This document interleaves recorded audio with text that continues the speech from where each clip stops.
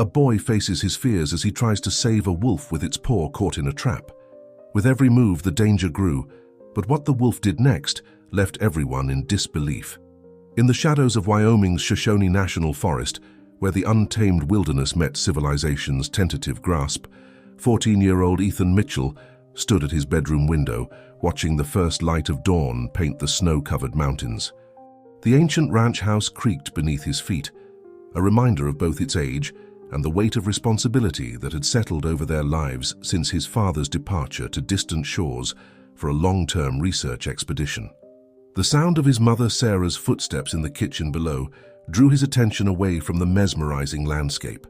The aroma of coffee and fresh-baked bread wafted up through the floorboards, a daily ritual that somehow made their challenging life feel more manageable. Ethan grabbed his worn jacket from the hook behind his door, knowing the morning chores wouldn't wait. If this story caught your attention, don't forget to subscribe to our channel and give it a like. Let us know in the comments which city you're watching from. Stay tuned for more. "Morning, Mum," he called out, descending the stairs 2 at a time. Sarah turned from the stove, her smile warm but tired. The ranch demanded everything from them, and some days it felt like they were barely keeping their heads above water. "There's fresh bread on the table," she said, pouring coffee into her favorite chipped mug. "And don't forget to check the fence line today. That last storm might have brought down some branches." Ethan nodded, already spreading butter on a thick slice of bread. Through the kitchen window, he could see the edge of the forest looming beyond their property. Something about it seemed different lately. Though he couldn't quite put his finger on what had changed, the ancient pines stood as they always had, their branches heavy with snow, but there was a tension in the air that hadn't been there before. "Mom," he began, hesitating slightly, "have you noticed anything strange about the forest lately?" Sarah's hands stilled for a moment before she continued washing dishes, her back to him.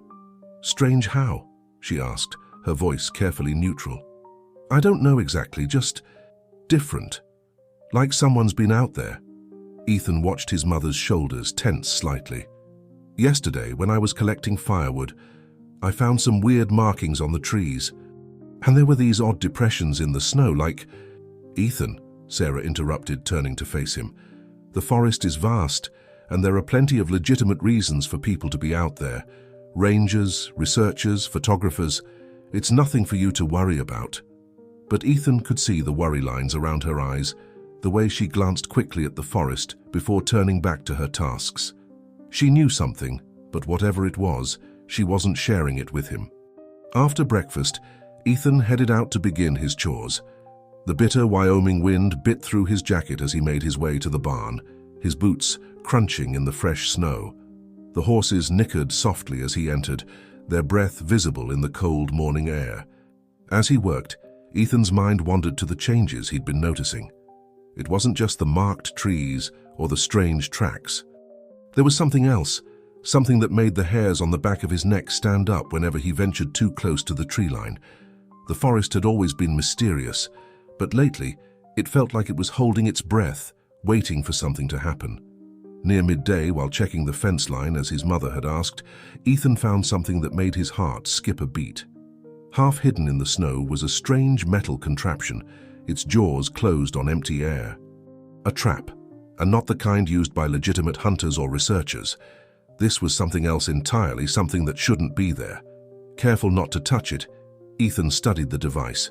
It was new, recently placed, and professionally made. Whoever had put it there knew what they were doing. The discovery confirmed his suspicions. Someone was definitely in their forest, and they weren't there for any good reason. The sound of branches cracking in the forest made him freeze. Slowly, Ethan turned toward the noise, his eyes scanning the trees. For a moment he could have sworn he saw something moving among the shadows, something large and grey. But when he blinked, whatever it was had vanished. That evening, as he sat at the kitchen table doing his homework, Ethan couldn't shake the feeling that something significant was about to happen.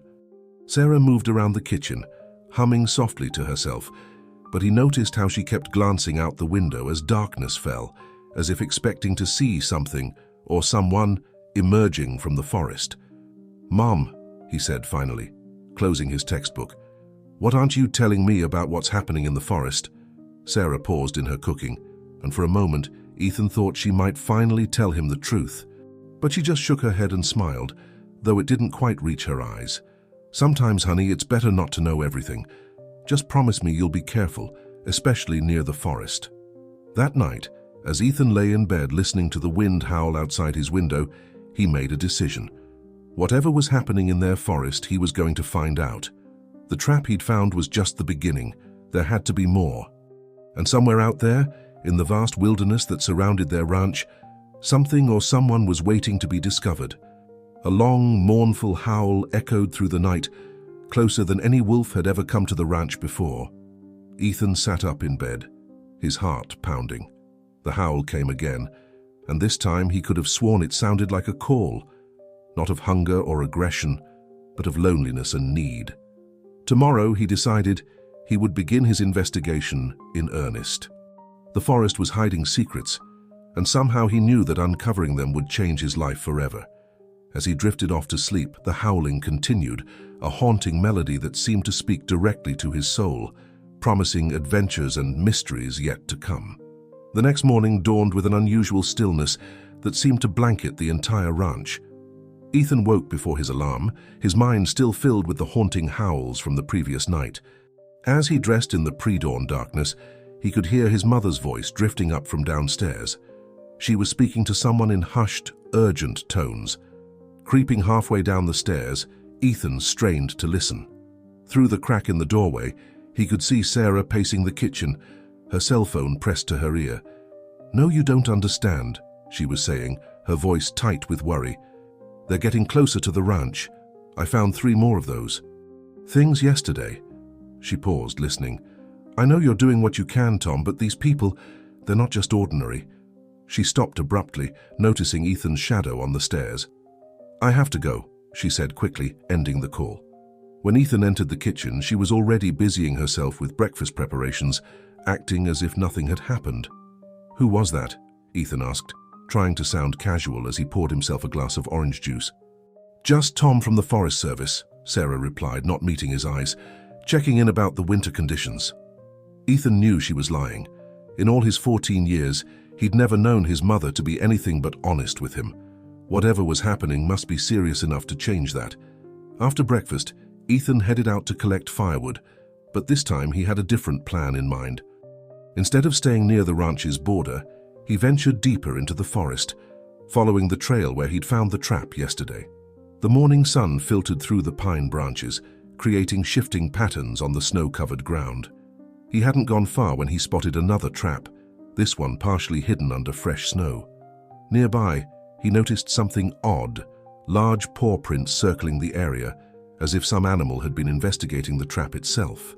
The prints were massive, unlike anything he'd seen before. A twig snapped somewhere behind him. Ethan spun around, his heart thundering in his chest. Through the trees, he caught a glimpse of movement, a flash of grey fur. Without thinking, he took a step forward. "Hello," he called softly, immediately feeling foolish for talking to what was probably just a deer or elk. But the movement stopped, and slowly, deliberately, a massive form emerged from behind a thick pine trunk. Ethan's breath caught in his throat. Less than 20 feet away stood the largest wolf he'd ever seen. Its coat was a mixture of silver and grey, and its eyes, amber and intelligent, fixed directly on him. But what struck Ethan most wasn't the wolf's size, or even its unexpected appearance. It was the way it was looking at him, with what seemed like curiosity rather than aggression. Neither moved for what felt like an eternity. The wolf's head tilted slightly, studying him. Despite everything he'd ever been taught about wild animals, Ethan didn't feel afraid. There was something about this creature that seemed different, almost familiar. The wolf took a step forward, and Ethan noticed it was favoring its right front paw. A dark stain matted the fur just above its foot, an injury possibly from one of the traps. The animal's eyes moved from Ethan to the trap in the snow, then back to Ethan, as if trying to communicate something. "Are you hurt?" Ethan said softly, taking a cautious step forward. The wolf didn't retreat. Instead, it sat down in the snow, still watching him intently. This behavior was so unlike anything Ethan had ever heard about wolves that he began to wonder if he was dreaming. A distant sound, voices carrying through the crisp morning air, broke the spell. The wolf's ears pricked forward and its body tensed. Before Ethan could react, it had disappeared into the forest, leaving only its tracks in the snow as evidence of their encounter. Ethan hurried back to the ranch, his mind racing. He wanted to tell his mother about what he'd seen, but something held him back. The wolf's behavior, the trap, his mother's secret phone conversation, it all had to be connected somehow. That afternoon, while doing his chores, Ethan noticed something strange near the barn. There in the fresh snow were paw prints, the same massive prints he'd seen in the forest. The wolf had been here right on their property, possibly during the night. But instead of feeling afraid, Ethan felt a surge of excitement. Later, as darkness fell, he sat at his desk, sketching the wolf from memory in his notebook. The more he drew, the more certain he became that this wasn't just any wolf. There was an intelligence in those eyes that went beyond animal instinct, a purpose in its actions that he couldn't explain. A soft scratch at his window made him jump. Ethan rushed to look out, but saw only darkness and swirling snow. Yet somehow, he knew he wasn't alone. Somewhere out there, in the gathering night, the wolf was watching, waiting, perhaps trying to tell him something important. That night, as he lay in bed, Ethan made a decision. Tomorrow he would go back into the forest. He would find the wolf again, and maybe, just maybe, he would begin to understand the mystery that seemed to be unfolding around their ranch. As if in response to his thoughts, a single howl echoed through the night, closer than ever before, and somehow comforting rather than threatening. What Ethan didn't know was that this decision would set in motion a chain of events that would challenge everything he thought he knew about his family, their ranch, and the ancient forest that had always been their neighbor. The wolf was only the beginning, the first piece of a puzzle that was far larger and more complex than he could imagine. Sarah's unexpected announcement at breakfast the next morning caught Ethan completely off guard. "Your Aunt Clare is coming to stay with us for a while," she said, studying his reaction over her coffee cup. Ethan nearly choked on his toast. Aunt Clare was his mother's younger sister, a wildlife biologist who traveled the world working on conservation projects. She rarely stayed in one place for more than a few weeks, and her visits to the ranch were usually limited to major holidays. "Why now?" Ethan asked, trying to keep his voice neutral. "Is something wrong?" Sarah busied herself with clearing the dishes. "Nothing's wrong, she has some work to do in the area." Another careful non-answer that made Ethan's suspicions grow stronger. "Does this have anything to do with the forest?" he pressed, watching his mother's movements carefully. Sarah's hands stilled for just a moment, long enough to confirm his suspicions. "Ethan," she said, turning to face him, "I need you to promise me something. Until Claire arrives, I want you to stay close to the ranch. No more wandering near the forest edge, even for chores. We can adjust the routine temporarily." The request only fueled Ethan's determination to uncover what was happening. But he nodded, knowing that arguing would only make his mother more suspicious. After finishing his morning chores, Ethan retreated to his room, pulling out his grandfather's old journals from under his bed. His father had given them to him years ago, explaining that they contained valuable information about the ranch and the surrounding forest. Until now, Ethan had never felt the need to study them carefully. The leather-bound books were filled with detailed observations about the land, the weather patterns, and most intriguingly, the wildlife. As Ethan flipped through the yellowed pages, something caught his eye. A series of entries from 20 years ago about wolves in the area. "February 15th, he read silently. "Observed the alpha again today. This is no ordinary wolf. The way it watches, the way it moves, there's an intelligence there that defies explanation. Sarah thinks I'm getting too invested in this, but Claire understands. She's seen it too." Ethan's heart raced. Claire had been involved with the wolves before, and his mother knew about it. He continued reading, finding more entries that spoke of a special pack of wolves that had lived in the forest, ones that displayed unusual behavior and intelligence. The sound of a car pulling up to the ranch made Ethan hastily hide the journals. Through his window, he saw a Forest Service vehicle parking next to their truck. A tall man in a ranger's uniform stepped out. Tom Harrison, the same ranger his mother had been talking to on the phone. Staying out of sight, Ethan watched as his mother met Tom on the porch. Their conversation seemed intense, with both of them gesturing toward the forest. Sarah handed Tom something that looked like a map, and he nodded gravely before returning to his vehicle.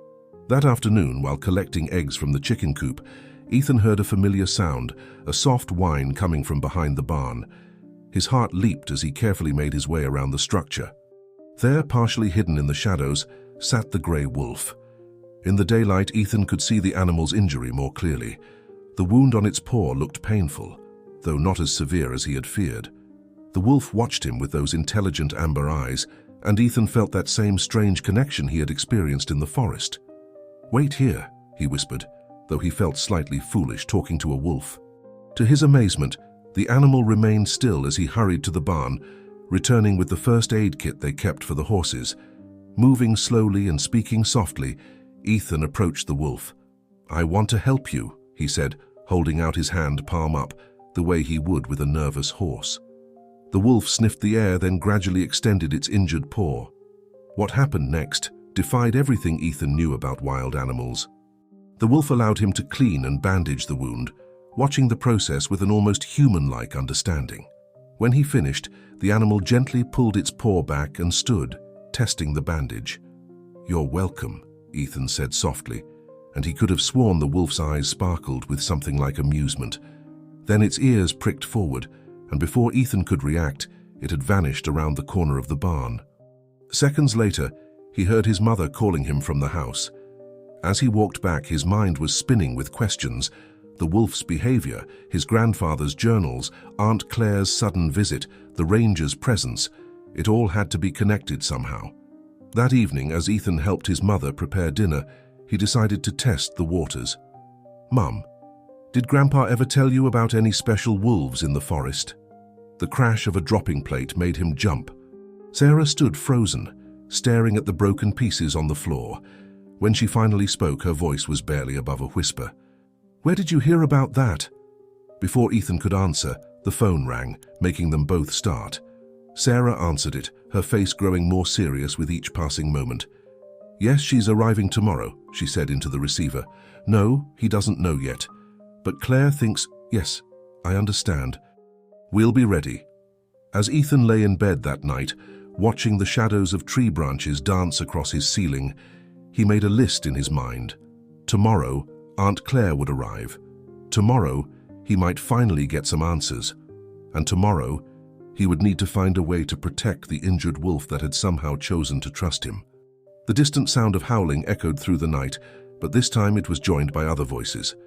A chorus of wolves calling to each other across the vast wilderness. Something was changing in the forest, and somehow Ethan knew he was now part of whatever was about to unfold. Aunt Clare's arrival brought more than just her usual whirlwind of energy to the ranch.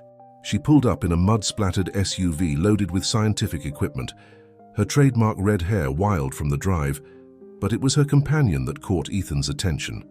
A tall, distinguished-looking man with silver hair and wire-rimmed glasses stepped out of the passenger side, carrying a leather briefcase that seemed oddly out of place in their rustic setting.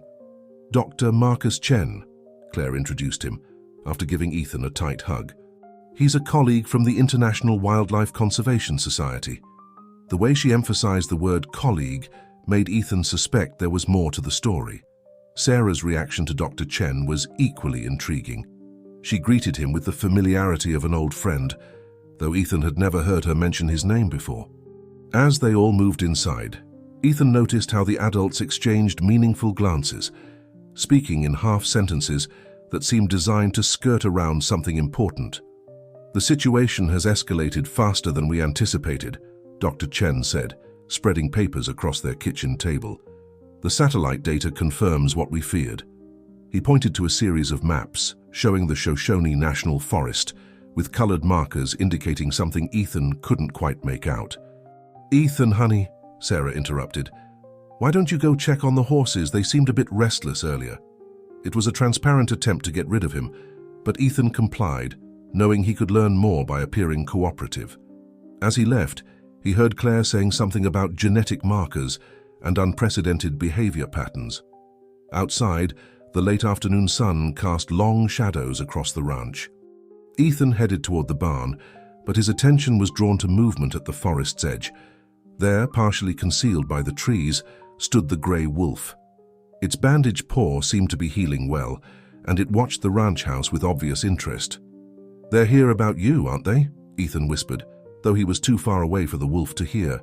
As if in response, the animal's ears twitched, and it turned its amber gaze directly to him. Then deliberately it pawed at the ground twice before disappearing into the forest. Curious, Ethan walked to where the wolf had been standing.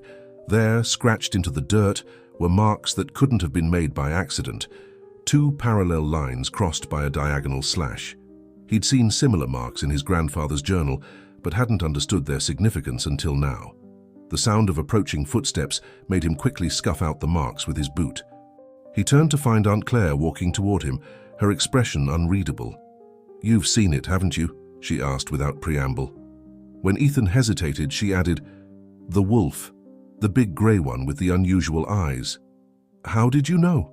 Claire smiled, but there was worry behind her eyes. "Because I've been tracking this particular pack for years. They're special, Ethan. More special than you can imagine, and now they're in danger." Before she could elaborate, Dr. Chen's voice called from the house. Claire squeezed Ethan's shoulder. "We'll talk more later, but for now be careful. There are people watching these woods who don't understand what they're dealing with." That evening, dinner was a tense affair. The adults spoke in careful generalities about wildlife conservation and forest management, while Ethan picked at his food, his mind racing with questions. He noticed how Dr.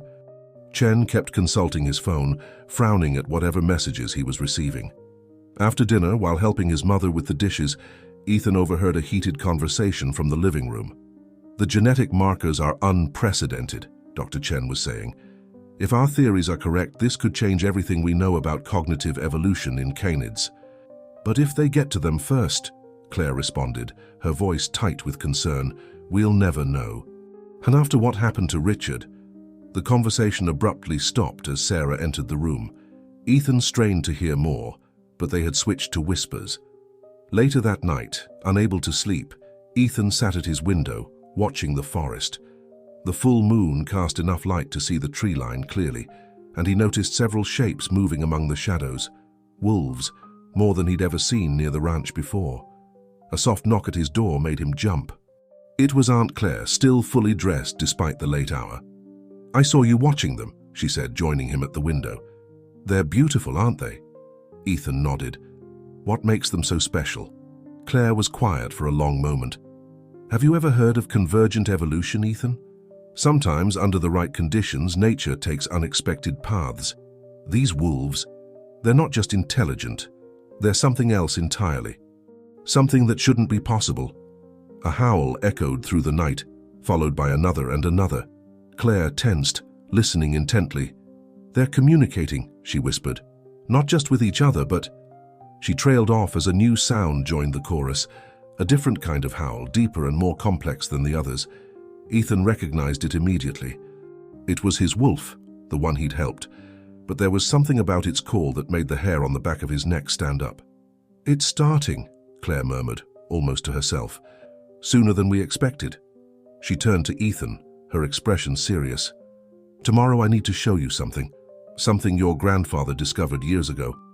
But you have to promise me you'll keep it secret, even from your mother." As Claire left his room, Ethan watched the wolf pack melt back into the forest. The grey wolf lingered longest, its eyes reflecting the moonlight like twin flames before it too disappeared. Tomorrow, Ethan knew, would bring answers to some of his questions, but those answers would likely only lead to even deeper mysteries. The pre-dawn light had barely touched the mountains when Aunt Clare shook Ethan awake. She was dressed in hiking gear, with a heavy backpack slung over her shoulder. "Get dressed," she whispered. "Warm clothes, and bring your grandfather's journal." They slipped out of the house while Sarah and Dr. Chen were still asleep. The morning air was crisp, their breath forming clouds in the darkness. Claire led the way toward the forest, following a path Ethan had never noticed before. "Your grandfather wasn't just a rancher," Claire explained as they hiked. "He was also a brilliant naturalist. He observed things about these wolves that nobody else had noticed or wanted to notice." She paused, checking her GPS. "What I'm about to show you, it's what he discovered 30 years ago." They walked for nearly an hour, climbing steadily higher into the mountains. Clare moved with purpose, occasionally consulting both her GPS and a worn leather notebook similar to Ethan's grandfather's journal. Finally, they reached a rocky outcropping that seemed unremarkable at first glance. "Watch your step," Clare cautioned, moving aside some branches to reveal a narrow opening in the rock face. She pulled out a flashlight and ducked inside. Ethan followed, his heart pounding with excitement and nervousness. The passage widened into a small cave, and what Ethan saw made him gasp. The walls were covered with markings, not ancient Native American petroglyphs as he first thought, but something else entirely. Geometric patterns, perfectly straight lines, and symbols that looked almost like writing. "Your grandfather found this place by following the wolves," Clare said softly, running her hand along one of the marks. At first he thought it was an old survey site, or maybe some kind of archaeological find. But then he noticed something extraordinary. She pointed her flashlight at a particular section of wall. The marks there were fresher than the others, and as Ethan looked closer, he recognized the same pattern he'd seen the wolf scratch into the dirt yesterday. "They made these," he whispered in disbelief. Clare nodded. "Not just made them, they're still making them. These marks are a form of communication, Ethan. Far more complex than anything we've ever seen from any non-human species. Your grandfather spent years documenting them, trying to understand their meaning." She pulled out her notebook and showed him pages of carefully copied symbols, along with notes and observations. "We've managed to decode some of it. They're not just random marks, they're sharing information about territory, about pack movements, about dangers. And lately," she hesitated. "What?" "Lately they've been leaving warnings. Something's coming, something that has them concerned enough to change their behavior patterns completely." A sound from the cave entrance made them both turn.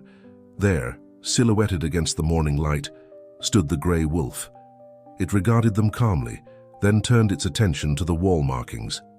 To Ethan's amazement, it approached one of the fresher sections and, using its uninjured paw, deliberately added a new mark.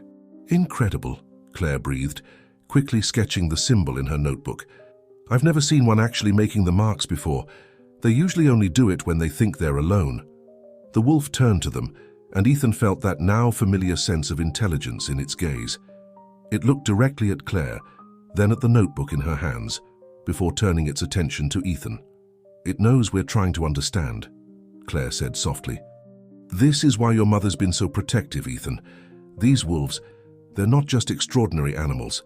They represent something that could change our entire understanding of animal intelligence.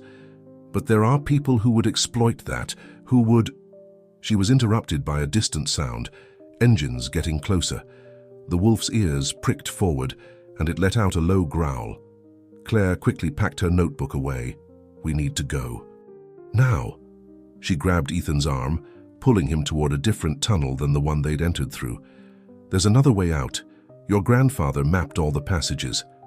As they hurried through the narrow tunnel, Ethan could hear voices echoing from the main cave. The wolf had disappeared, but somehow Ethan knew it was still nearby, watching, protecting. They emerged from the tunnel into a small ravine, well hidden from view. Clare checked her GPS again. "We'll take the long way back to the ranch. We can't risk leading them to the cave." "Who are they?" Ethan asked as they began their careful descent. "People who think these wolves should be in a laboratory, not free in the forest. They've been tracking the pack for months, setting up camera traps, trying to capture one for study. But they don't understand. Containment would destroy what makes these wolves special. Their intelligence, their social structure, their ability to communicate. It's all linked to their freedom and their connection to this land." They walked in silence for a while, taking a circuitous route back to the ranch. As they neared home, Clare stopped and turned to Ethan. "There's something else you need to know. Your father—" Before she could finish, they heard Sarah calling from the ranch house. Clare squeezed Ethan's shoulder. "Later," she promised. "But remember, everything you saw today has to remain secret. Even from your mother for now, it's for her own protection." As they walked the final distance to the ranch, Ethan's mind was spinning with questions. The wolf's deliberate marking in the cave, Clare's unfinished sentence about his father, the mysterious people following them. It all pointed to something far bigger than he had imagined. From the forest came a single clear howl, his wolf calling to its pack. Other voices joined in, creating a complex melody that echoed through the mountains. Something was coming, the wolves were trying to tell them, something that would change everything. That afternoon, Dr. Chen's behavior shifted dramatically. After receiving a phone call that sent him pacing around the kitchen, he began unpacking sophisticated electronic equipment from his SUV. Satellite phones, tracking devices, and what looked like military-grade monitoring systems soon covered the dining room table. "We've detected unusual movement patterns," he explained to Sarah and Claire, seemingly forgetting that Ethan was within earshot. "The entire pack is converging on the North Ridge. It's unprecedented behavior for this time of year." "Could they be responding to the intrusion this morning?" Claire asked, spreading out a topographical map. "This is different," Dr. Chen replied, adjusting his glasses. "According to the thermal imaging data, there are at least 30 wolves gathering. It's as if they're preparing for something." Sarah sank into a chair, her face pale. "Just like before," she whispered. "When Richard—" "Mom," Ethan interrupted, unable to contain his curiosity any longer. "What happened with Dad? What aren't you telling me?" The adults exchanged glances, and for a moment Ethan thought they would dismiss him again, but Sarah took a deep breath and nodded to Claire, who pulled out her notebook. "Your father didn't just leave for a research expedition, Ethan," Claire began gently. "He's been working undercover, gathering evidence about these wolves and the people trying to capture them. His last message to us indicated he'd discovered something critical about their origins." Before she could continue, one of Dr. Chen's devices emitted a high-pitched beep. He rushed to check it, his expression growing more concerned. "They're on the move again, all of them, and they're heading straight for the ranch." As if on cue, a chorus of howls erupted from the forest, closer than Ethan had ever heard before. He ran to the window, and what he saw made his heart skip a beat. Dozens of wolves were emerging from the tree line, moving with purpose toward the ranch. At their head was the gray wolf, its bandaged paw leaving distinct tracks in the snow. "This isn't aggressive behavior," Dr. Chen observed, watching through binoculars. "Look at their body language, they're trying to tell us something." The gray wolf approached the house, stopping at a safe distance. Behind it, the pack spread out in a perfect semicircle, their formation too precise to be coincidental. Then, to everyone's amazement, the gray wolf began to scratch in the snow, creating complex patterns similar to those Ethan had seen in the cave. "Claire," Dr. Chen called urgently. "Are you recording this?" Claire was already filming with a high-speed camera, her hands shaking slightly. "These patterns, they're different from anything we've documented before. More complex. More urgent." Sarah moved closer to Ethan, placing a protective hand on his shoulder. "What are they trying to tell us?" The gray wolf finished its markings and looked directly at the house, its amber eyes seeming to pierce through the window glass. Then, deliberately, it raised its injured paw, showing the bandage Ethan had applied. "It's asking for our help," Ethan realized suddenly. "All of them are." Dr. Chen's satellite phone rang, breaking the tension. His face darkened as he listened. "They're coming," he announced grimly. 3 vehicles just turned onto the Forest Service road. Heavy equipment, probably tranquilizer guns and transport cages. "We can't let them take these wolves," Claire said firmly. "Not after everything we've learned. Not after what Richard sacrificed to protect them."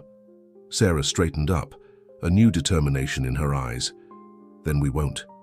Ethan, get your coat. Dr. Chen, bring your tracking equipment. Claire," she paused, managing a small smile. "Just like old times?" Claire nodded, already pulling equipment from her bag. Just like old times. As they prepared to head out, Ethan noticed something strange about the marks the wolf had left in the snow. Unlike the geometric patterns in the cave, these seemed to form a rough map, and at its center was a location he recognized from his grandfather's journals, a place called Echo Canyon. "Mom," he said, pointing to the marks, "I think I know where they want us to go." Sarah studied the pattern, then looked at the wolf pack, still waiting patiently in their perfect formation. "All these years," she murmured, "we thought we were studying them. But they've been studying us too, haven't they? Learning how to communicate with us when the time was right." The gray wolf let out a single, clear howl, a sound that seemed to carry both urgency and hope. The rest of the pack joined in, creating a symphony that echoed off the mountains. As Ethan listened, he understood that this wasn't just about protecting a few remarkable wolves. This was about uncovering a truth that had been hidden in these forests for generations. They had less than an hour before the intruders arrived, less than an hour to follow the wolves to whatever secret they wanted to share, less than an hour to possibly discover what had kept his father away for so long. As they quickly gathered their gear, Ethan caught his mother's eye and saw something there he hadn't seen in years. Not just determination, but excitement. The wolves were already moving, heading toward the northern ridge. Whatever they wanted to show them was waiting in Echo Canyon, and somehow Ethan knew that once they saw it, nothing would ever be the same again. The trek to Echo Canyon was unlike anything Ethan had ever experienced. The wolf pack moved in precise formations around them, with smaller groups breaking off to patrol the perimeter, while the main body guided them forward. The grey wolf stayed close to Ethan, occasionally looking back as if to ensure they were following the right path. "They're protecting us," Dr. Chen observed, checking his thermal imaging device, creating a moving security perimeter. "The level of coordination is extraordinary." Sarah led the way, her familiarity with the terrain evident in every sure-footed step. Claire walked beside her, both women occasionally exchanging glances that suggested they'd done this before. The sense that there was still so much Ethan didn't know about his family's history grew stronger with each passing minute. "Mom," he called out, hurrying to catch up with her. "How long have you known about these wolves?" Sarah's pace didn't slow, but her expression softened. "Since before you were born. Your father and we were part of the original research team that first documented their unusual behavior. That's how we met." "Your mother was the first to suggest they might be using symbolic communication," Claire added. Nobody believed her at first. Except Richard. A sharp bark from the grey wolf interrupted their conversation. The pack's formation had changed, becoming more concentrated. Dr. Chen consulted his equipment again, frowning. "The vehicles we detected are changing course," he reported. "They're trying to circle around to cut us off from the canyon." "They don't know these mountains like we do," Sarah replied, her voice confident. "Or like they do." She nodded toward the wolves who were already adjusting their route, leading them through a narrow passage between two rock formations. The path grew steeper and the snow deeper. Ethan noticed that the wolves were deliberately creating a packed trail for them to follow, making their progress easier.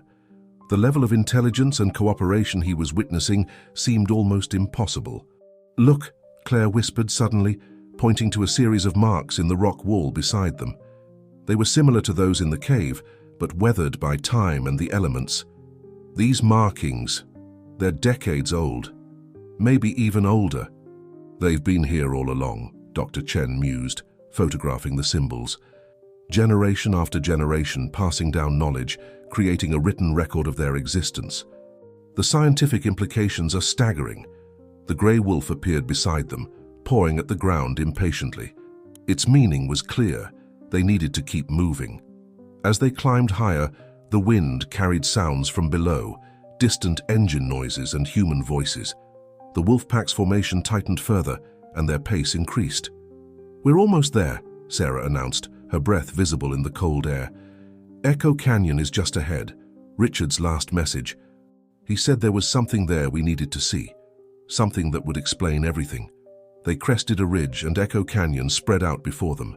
The sight made them all stop in their tracks. The canyon walls were covered in markings, thousands of them, stretching as far as they could see. But it wasn't just the quantity that was shocking, it was the organization. The symbols were arranged in clear patterns, like pages in a book. "It's a library," Claire breathed, her eyes wide. "They've been recording their history, their knowledge, everything they've learned about us and their world."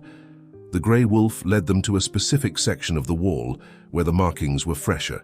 As they watched, it began to scratch new symbols into the rock, its movements precise and deliberate. "It's the same pattern they showed us at the ranch," Ethan realized.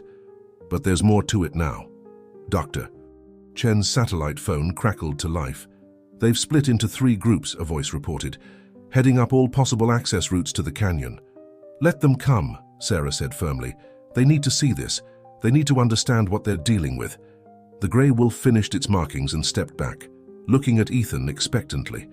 As he studied the symbols, Something clicked in his mind. He pulled out his grandfather's journal, flipping to a specific page. "Look," he said, holding up the journal. "Grandpa documented these same symbols 20 years ago. He was trying to translate them." He pointed to a particular sequence. "This one appears over and over." He thought it meant guardian or protector. Sarah took the journal, her hands trembling slightly. Richard's last message. He said he'd found evidence of an ancient partnership, that these wolves weren't just intelligent, they were custodians of something important, something they've been protecting for generations. The wolf pack had spread out around the canyon, taking up defensive positions. The grey wolf remained with them, watching as they began to document the markings. The sound of approaching vehicles grew louder. "Whatever your father discovered," Claire said, her camera recording everything, "whatever these wolves have been trying to tell us, we're about to find out. And those people coming up the mountain, they're about to learn that some secrets of nature aren't meant to be captured or controlled." Ethan looked at the grey wolf, remembering their first meeting, the trust it had shown him, the way it had led them here. This wasn't just about protecting a species or making a scientific discovery. This was about understanding a truth that had been hidden in plain sight for generations. The wolf's amber eyes met his, and in that moment Ethan felt a connection that transcended the barrier between species. Whatever happened next would change not just their lives, but our understanding of the relationship between humans and the natural world forever. Dr. Chen's equipment began picking up multiple signals as the intruders' vehicles drew closer to Echo Canyon. The wolf pack remained calm but alert, their formation shifting subtly to create a protective barrier around the marked walls. The grey wolf stood beside Ethan, its presence both reassuring and purposeful. "Claire," Sarah called urgently, "look at this section."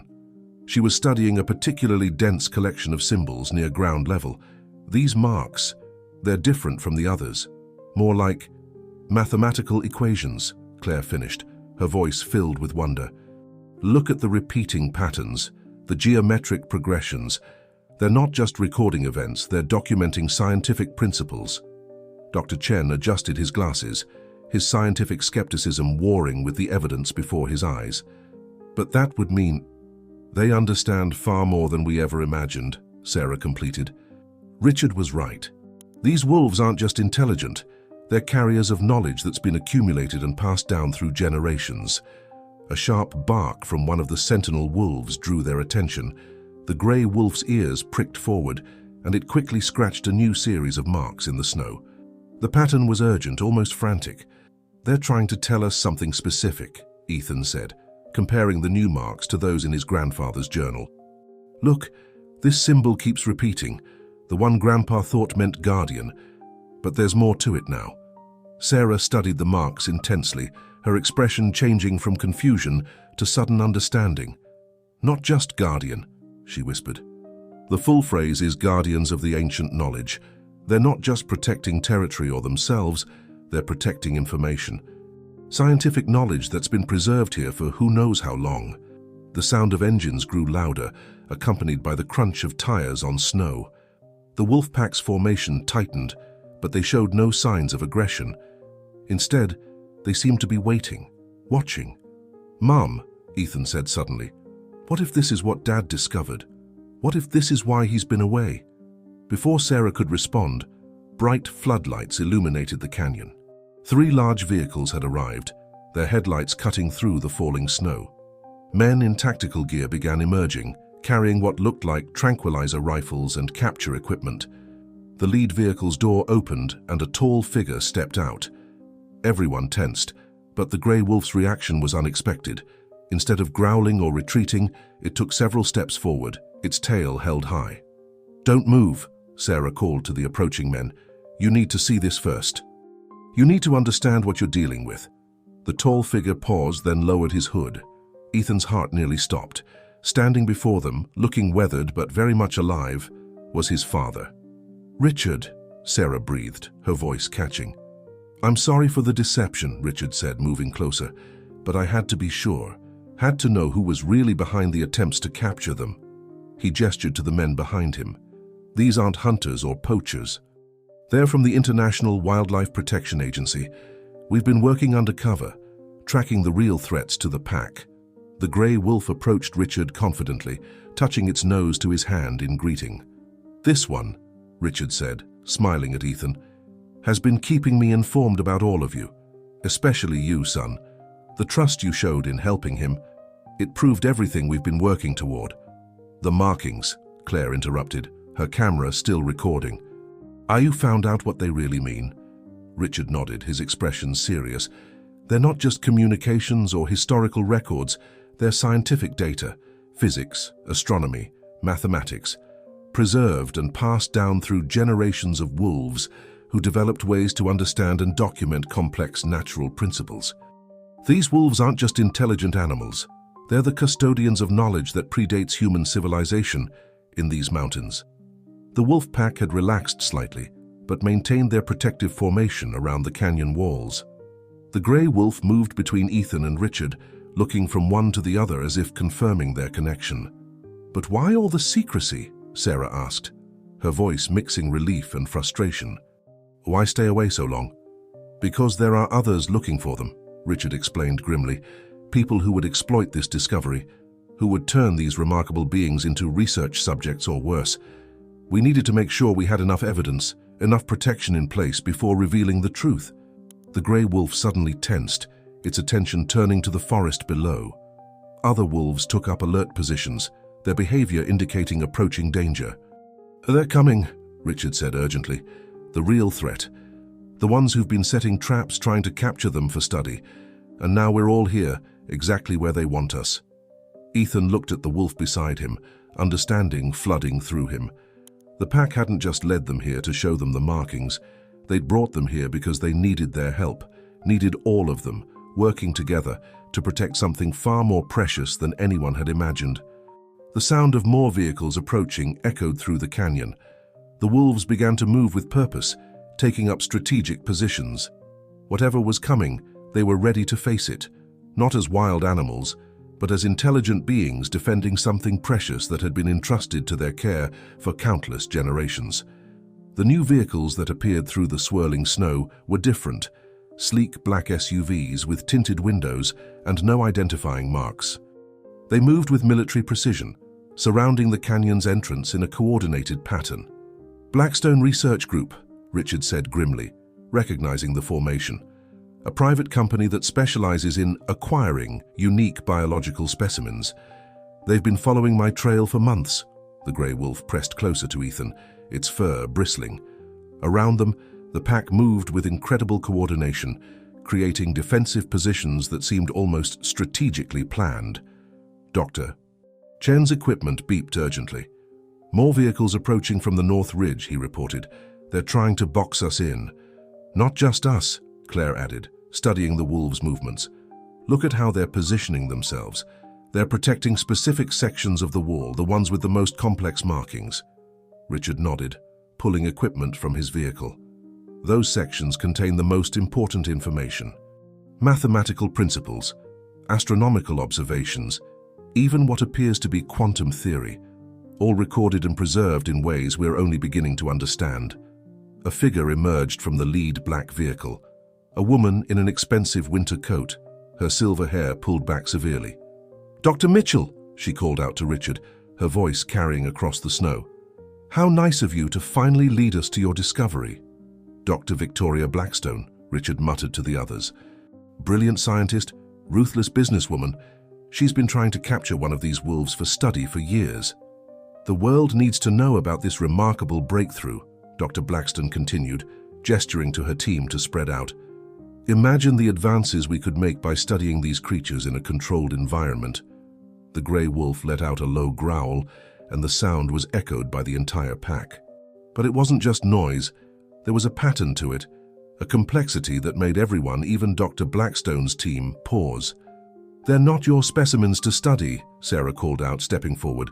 "They're intelligent beings who've been protecting knowledge that's beyond our current understanding." Ethan watched as the grey wolf began scratching in the snow again, but this time the marks were different, more complex, more urgent. He compared them to his grandfather's journal, and suddenly the connection clicked. "Dad," he said urgently, "look at this. It's not just a warning, it's instructions." Richard studied the marks, his eyes widening. "Of course," he breathed. "They're not just showing us what they know, they're showing us how to protect it." Dr. Blackstone's team was moving closer, their tranquilizer rifles raised. "This is bigger than your family's personal attachment to these animals," she called out. "Think of the possibilities, the scientific advances, the evolutionary insights." "That's exactly what we are thinking about," Claire interrupted, her camera recording everything. "But you're missing the point. They're not research subjects, they're teachers." The grey wolf suddenly stood tall, its presence commanding attention. To everyone's amazement, it began to move with deliberate purpose, marking out a complex series of symbols that spiraled outward in the snow. Other wolves joined in, each adding to the pattern with incredible precision. "It's beautiful," Dr. Chen whispered, his scientific skepticism finally crumbling. "They're creating a mathematical proof right in front of us." Dr. Blackstone had paused, her expression shifting from determination to uncertainty as she watched the wolves work. The pattern they were creating was undeniably intelligent, purposeful, and far beyond what any animal should be capable of. "The real discovery," Richard said loudly, ensuring everyone could hear, "isn't just their intelligence. It's the fact that they've been preserving and passing down knowledge for generations, waiting for humans who were ready to understand it properly." The grey wolf finished its part of the pattern and looked directly at Ethan. In its amber eyes, he saw not just intelligence but wisdom and a request for trust. "They're offering to teach us," Ethan realized aloud, "but only if we respect their freedom, their way of life." The pattern in the snow was complete now, and even Dr. Blackstone's team had lowered their weapons, transfixed by what they were seeing. The wolves had created a perfect geometric demonstration of principles that modern science was only beginning to grasp. "Victoria," Richard called out, his voice firm but reasonable, "you can be part of this, but not as a captor, as a student. They're willing to share their knowledge, but only with those who approach them with respect and understanding." The silence that followed was broken only by the wind through the canyon and the soft sounds of the wolves moving through the snow. The choice before them was clear. They could either try to capture and study these remarkable beings, potentially destroying the very thing that made them special, or they could learn from them as willing teachers. Dr. Blackstone took a step forward, her expression unreadable. The grey wolf watched her intently, its intelligent eyes seeming to peer into her soul. Whatever happened next would determine not just the fate of the wolf pack, but possibly the future of human understanding itself. Dr. Blackstone stood motionless in the snow, her calculating gaze moving from the mathematical pattern the wolves had created to the ancient markings on the canyon walls. The tension in the air was palpable as everyone waited for her decision. 30 years of research," she said finally, her voice carrying a note of wonder beneath its professional exterior. "I've dedicated my life to studying extraordinary adaptations in species, but this," she gestured to the complex pattern in the snow, "this is beyond anything we could have imagined." The grey wolf took a deliberate step toward her, its movement careful but purposeful. Behind it, the pack maintained their protective formation around the canyon walls, but their posture was alert rather than aggressive. "They're giving you a chance," Ethan said, surprised by his own boldness in addressing the powerful scientist. "Just like they gave me a chance when I found him injured." Dr. Blackstone turned to him, her expression softening slightly. "You helped this one?" "He trusted me," Ethan replied, meeting her gaze steadily. "And now they're trusting us, all of us, with something much bigger." Richard moved forward, standing beside his son. "Victoria, think about what this really means. These wolves haven't just developed intelligence. They've created a system for preserving and transmitting complex knowledge across generations. They're not specimens to be studied in a lab. They're the keepers of information that could revolutionize our understanding of the natural world."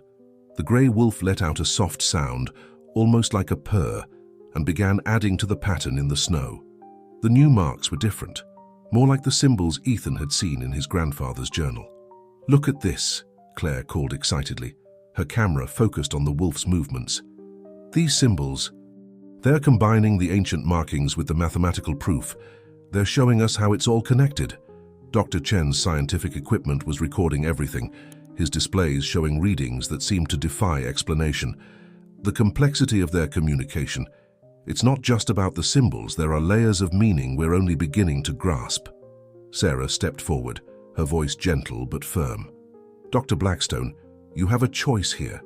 You can try to capture them, to study them in captivity, and lose everything that makes them extraordinary. Or you can be part of something revolutionary, a partnership between species, learning from each other. The wolf pack had begun moving in a coordinated pattern, each animal adding to the demonstration in the snow.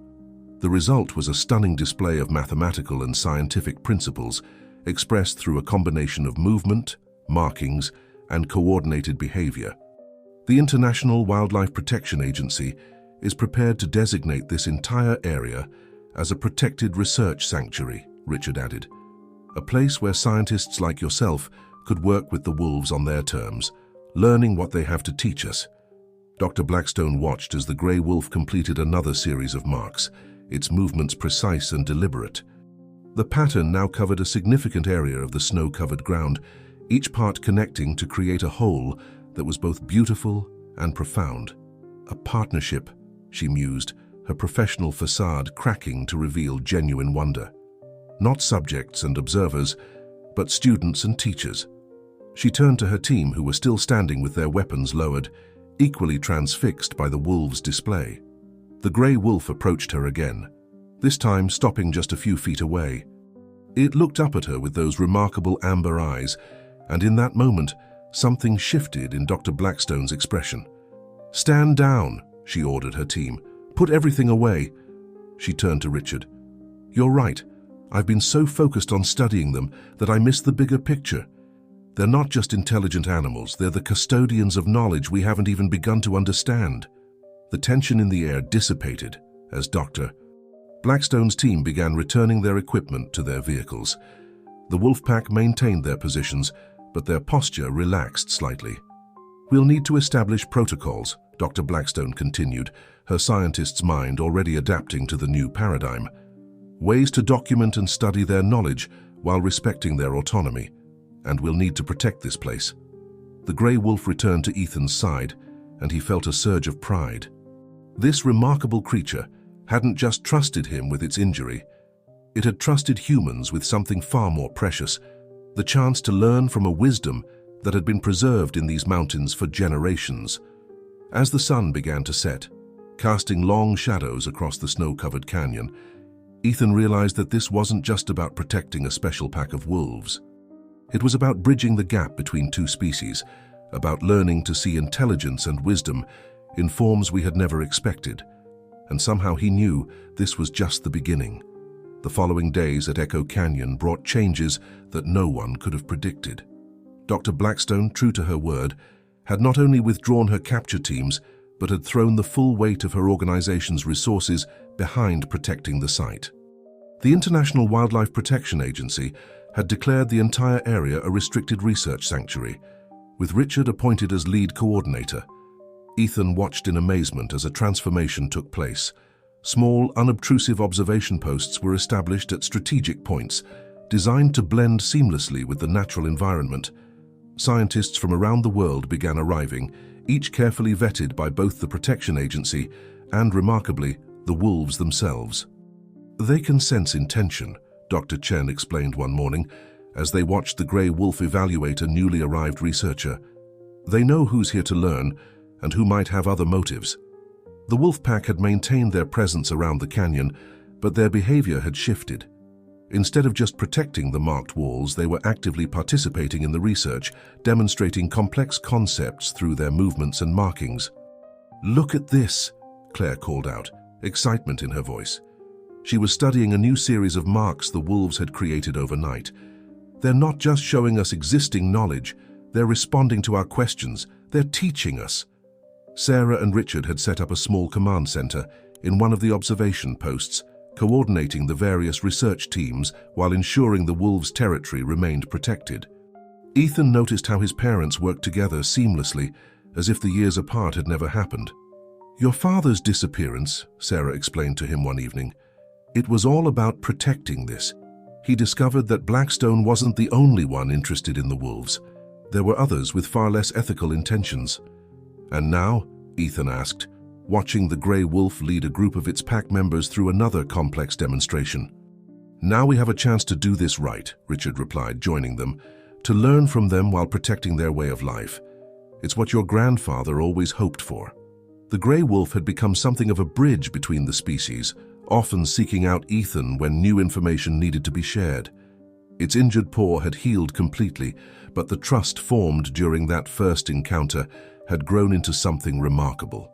One morning, as dawn painted the canyon walls in soft pink light, Ethan found himself alone with the wolf near the original markings. The animal began scratching in the frost-covered ground, creating a pattern he'd never seen before. "Dad!" he called out excitedly. "Claire, you need to see this." They hurried over, cameras and notebooks ready. The wolf was creating something extraordinary, a series of interconnected symbols that seemed to describe celestial movements and mathematical principles far beyond current scientific understanding. "It's not just about the mathematics," Claire breathed, studying the marks. "Look at how the symbols connect. They're showing us relationships we never knew existed between different natural phenomena." Dr. Blackstone, who had remained at the site as lead scientist, approached carefully. The wolf acknowledged her presence with a slight nod before continuing its demonstration. "In all my years of research," she admitted, "I never imagined I'd be learning advanced scientific principles from another species. And to think we almost—" She trailed off, shaking her head at the memory of their near-disastrous first encounter. The wolf finished its markings and looked up at them expectantly. Ethan had learned to read its expressions over the past days, and he could see the intelligence and patience in its amber eyes. "They're not just teaching us about science," he realized aloud. "They're teaching us about coexistence, about respecting different forms of intelligence and wisdom." Sarah smiled, putting an arm around his shoulders. "Your grandfather used to say something similar. He believed these wolves were proof that there were different kinds of intelligence in the world, if we just learned to recognize them." The morning light strengthened, illuminating the canyon walls and the thousands of marks that generations of wolves had left there. Each symbol, each pattern, was part of a larger story, a story of knowledge preserved and passed down, waiting for the right moment to be shared. "We're establishing a permanent research station," Richard announced, watching the wolf pack move through their morning routines. "But with a difference. Instead of us dictating the terms, we'll let them guide the process. They've been the guardians of this knowledge for generations. Now they can be our teachers." The grey wolf let out a soft bark, almost like a laugh, before trotting off to join its pack. As Ethan watched it go, he realized that their lives had changed forever. The ranch, the forest, the wolves. It was all part of something bigger than any of them had imagined. Claire was already documenting the new markings, her excitement evident in every movement. "These symbols," she said, "they're not just about the past. They're showing us possibilities for the future, ways of understanding the natural world that we've never considered." The morning sun rose higher, casting long shadows across the snow-covered ground. In those shadows, wolves and humans moved together, each learning from the other, each part of a new chapter in the story of Echo Canyon. And somewhere in the ancient walls, in the countless marks left by generations of wolves, lay more secrets waiting to be discovered. 1 month after the momentous events at Echo Canyon, the transformation was complete. The once quiet wilderness had become a unique center of learning, where the boundary between teacher and student, human and wolf, had blurred in ways no one could have predicted. The grey wolf, now known among the researchers as Alpha Scholar, due to its role in leading the knowledge-sharing sessions, had developed an even deeper bond with Ethan. Together, they had become instrumental in bridging the communication gap between species. "It's remarkable, Doctor," Blackstone observed one afternoon, watching Ethan and the wolf work with a team of mathematicians. "The way they interact, it's as if they've developed their own language." Sarah nodded, pride evident in her expression. "Ethan has his grandfather's gift for understanding them. He sees beyond the obvious, just like Richard always did." The research station had been carefully designed to minimize its impact on the wolves' territory. Solar-powered equipment hummed quietly, collecting data as the pack demonstrated principles that challenged conventional scientific understanding. The wolves moved between the ancient canyon walls with purpose, their every movement part of a larger educational process. "Look at this latest sequence," Claire called out, excitement in her voice. She was reviewing footage of a morning session where the pack had demonstrated what appeared to be an entirely new approach to understanding gravitational fields. They're not just sharing existing knowledge, they're actively developing new theories. Dr. Chen, who had relocated his entire research operation to Echo Canyon, was working with a team to create a comprehensive database of the wolves' markings. "The complexity of their system is staggering," he explained to a group of visiting scientists. "Each generation has added to the knowledge, refined it, expanded it." The grey wolf appeared at Ethan's side, gently nudging him toward a newly discovered section of markings on the canyon wall. As they approached, other wolves joined them, creating a formation that had become familiar to the researchers. It was time for a new lesson. "Dad!" Ethan called out, recognizing the significance of the moment. "They want to show us something new." Richard hurried over, followed by Sarah, Clare, and Dr. Blackstone. The wolf pack had arranged themselves in a semicircle, with the grey wolf at the center.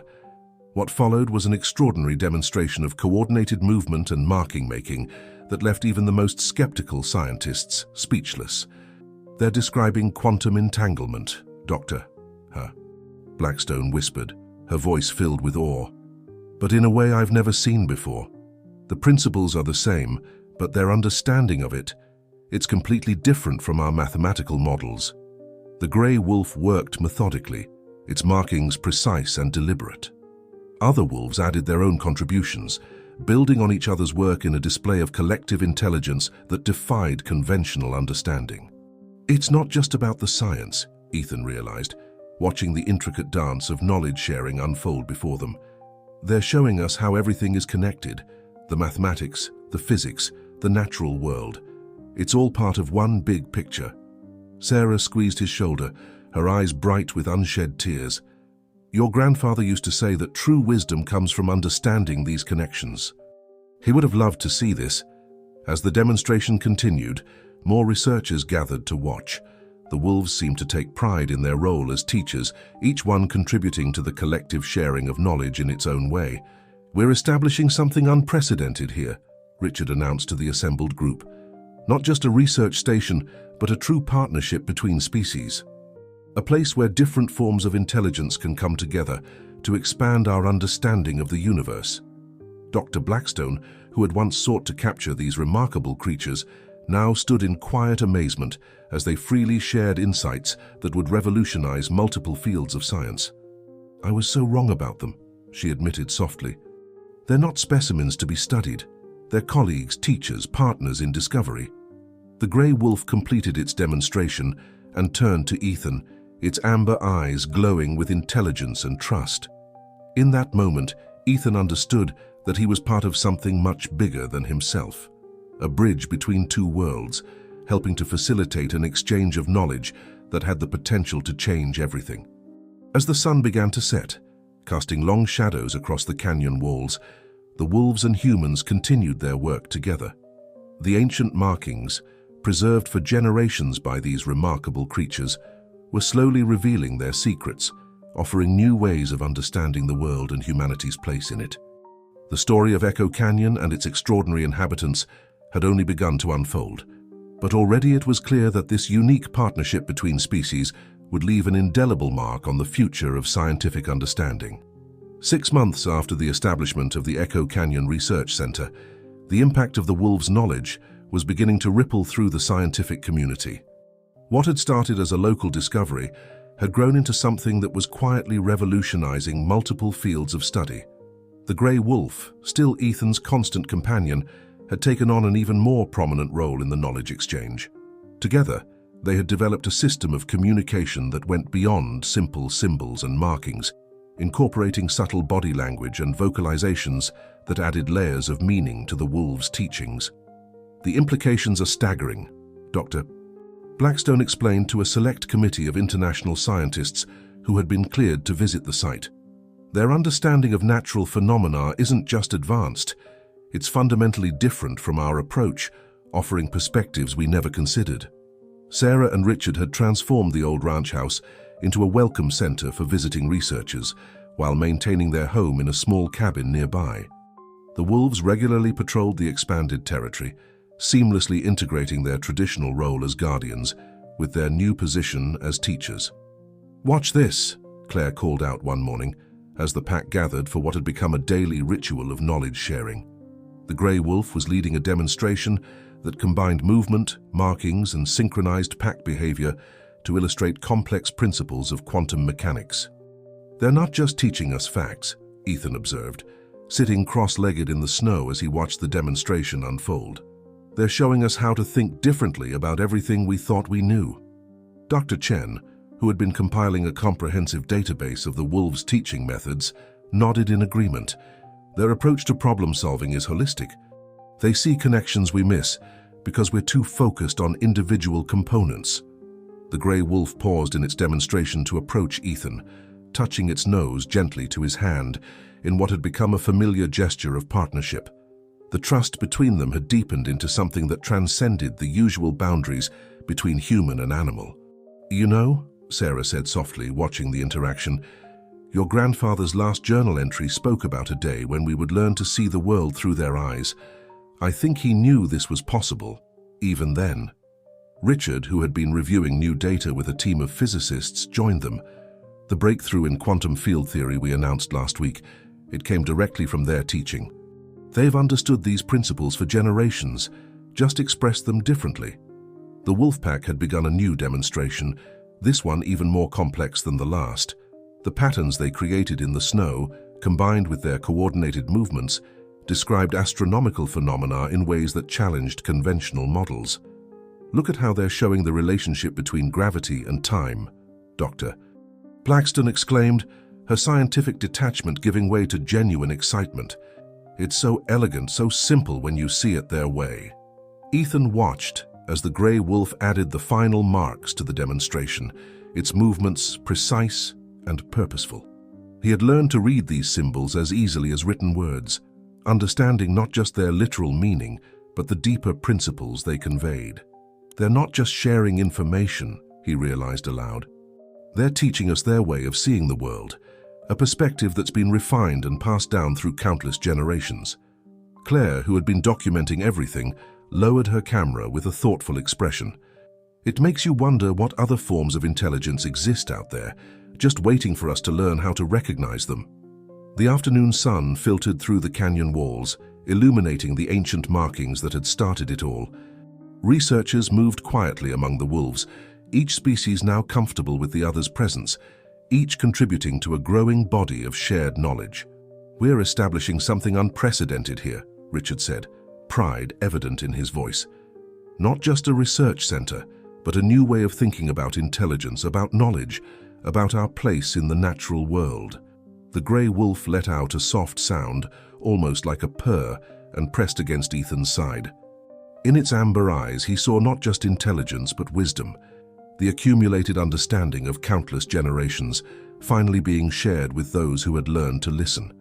As day turned to evening, the canyon filled with the soft sounds of wolves and humans working together, each learning from the other, each part of a partnership that was redefining what was possible when different forms of intelligence came together in mutual respect and understanding.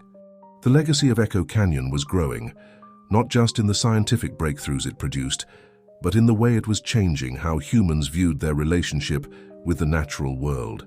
And at the heart of it all was a pack of extraordinary wolves who had chosen to share their ancient wisdom with those who had finally learned to see them for what they truly were, not just intelligent animals, but keepers of knowledge that could change the world. 1 year after the discovery of Echo Canyon's remarkable secret, Ethan stood at the edge of the research center, watching the sun rise over the mountains. The grey wolf sat beside him, their shared silence comfortable and familiar. In the valley below, the lights of the expanded facility twinkled in the pre-dawn darkness, a testament to how much had changed. "Sometimes," Ethan said softly to his companion, "I still can't believe how it all started with a simple act of trust. You, injured and needing help, and me, just trying to do the right thing." The wolf's amber eyes met his, filled with the intelligence and wisdom that had transformed not just their lives, but the scientific world's understanding of animal consciousness and knowledge preservation. Sarah and Richard emerged from their cabin, coffee mugs in hand, to join their morning ritual of watching the pack's dawn demonstration. The wolves had developed a schedule that balanced their natural behaviors with their role as teachers, and these early morning sessions had become legendary among researchers for their insight and complexity. The latest paper on their mathematical principles has been accepted by the International Journal of Theoretical Physics, Richard announced proudly. The peer review committee called it revolutionary. Dr. Blackstone, who had become one of the wolves' most devoted students, arrived with her usual stack of notebooks. Their latest demonstrations on quantum entanglement have completely transformed our understanding of particle physics, she added, her former ambition for capture and control now transformed into genuine respect and wonder.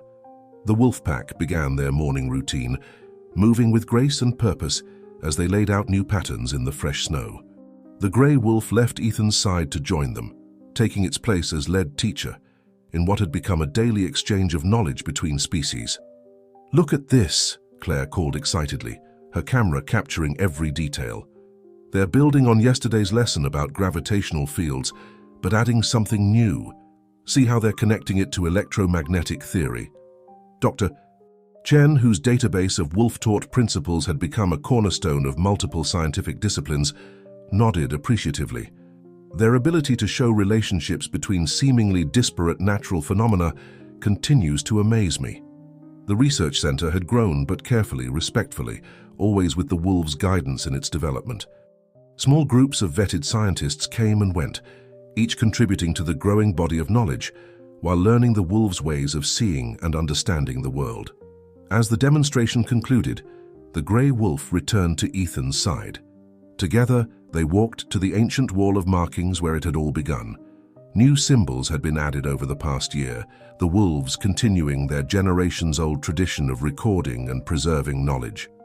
"You know," Sarah said, joining them at the wall, "your grandfather's last journal entry spoke about a future where humans would learn to see beyond their own limited perspective of intelligence.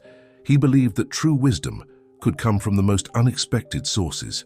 "He was right," Richard added, putting an arm around his wife's shoulders. "These wolves haven't just taught us about science. They've taught us about trust, about patience, about seeing the world in ways we never imagined possible."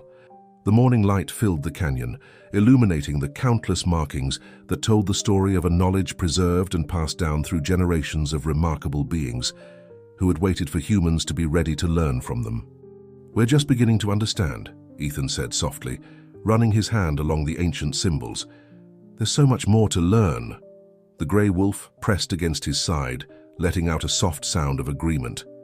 In its eyes, Ethan saw the same excitement for discovery, the same joy in sharing knowledge that he felt. They had become true partners in an unprecedented journey of understanding. As the sun climbed higher, casting long shadows across the snow-covered ground, the wolves and humans of Echo Canyon continued their shared work. Each day brought new insights, new understanding, and new appreciation for the remarkable partnership that had grown from a simple act of kindness in the snow.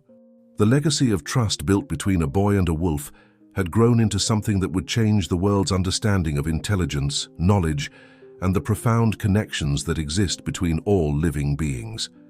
And in the heart of the Shoshone National Forest, the ancient wisdom of the wolf pack continued to be shared with those who had learned to listen, to observe, and to understand. Dear listeners, we hope the extraordinary tale of Ethan and the wolves of Echo Canyon has touched your hearts and opened your minds to new possibilities. This story of trust, discovery, and the breaking of barriers between species is just one of many remarkable narratives we have to share. If you've been moved by this journey of understanding and wonder, please subscribe to our channel and give this video a thumbs up. By joining our community, you'll have access to more unique stories that challenge our perspectives and expand our understanding of the world around us. Share your thoughts in the comments below. We'd love to hear what this story meant to you. And don't forget to click the notification bell to be the first to know when we release our next adventure into the extraordinary. Until then, remember that wisdom and intelligence can be found in the most unexpected places, if we only learn to look with open hearts and minds.